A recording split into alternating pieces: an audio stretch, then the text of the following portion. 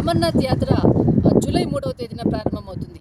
ఇప్పుడు ప్రస్తుతం మనము అమర్నాథ్ యాత్ర ప్రారంభమయ్యేటటువంటి బేస్ క్యాంప్ దగ్గర ఉన్నాం. ప్రస్తుతం ఇక్కడ దానికి సంబంధించినటువంటి హెలిప్యాడ్ అంటే ప్రత్యేకంగా అమర్నాథ్ యాత్ర ప్రారంభమయ్యేటటువంటి సమయంలో మాత్రమే దీన్ని ఉపయోగిస్తారు. మనకి ఇక్కడ నుంచి ఏదైతే ప్లేస్ ఇక్కడ నుంచి మరి పంచ్తర్ని అన్నటువంటి ప్లేస్కి వెళ్తుంది. అక్కడ నుంచి గోడను అంటే గుర్రపు స్వారీ చేసే వాళ్ళు గుర్రపు దాళ్ళ మీద వెళ్తారు, లేదంటే నడుచుకుంటూ కూడా వెళ్ళేటటువంటి కొంతమంది భక్తి పారవశ్యంతో కూడా వెళ్తూ ఉంటారు. మొత్తం మీద ఏదైతే అమర్నాథ్ యాత్ర రేపు మనకు 3వ తేదీ జూలై 3వ తేదీ నుంచి ప్రారంభమవుతుంది.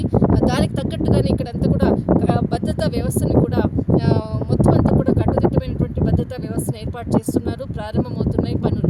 ఒకవైపు పెహల్గావ్ దాటి తర్వాత ఇక్కడికి ఎంట్రన్స్ ఏదైతే సోన్మార్గ్ నుంచి మనకు లడఖ్ కాశ్మీర్కి సంబంధించినటువంటి పైన ఏదైతే కార్గిల్ ఈ ప్రాంతాలంతటిని కూడా హై సెక్యూరిటీతో ఉంది. ఇప్పుడు ప్రస్తుతం అమర్నాథ్ యాత్రలో కూడా చాలా సెక్యూరిటీ ఉండబోతుంది.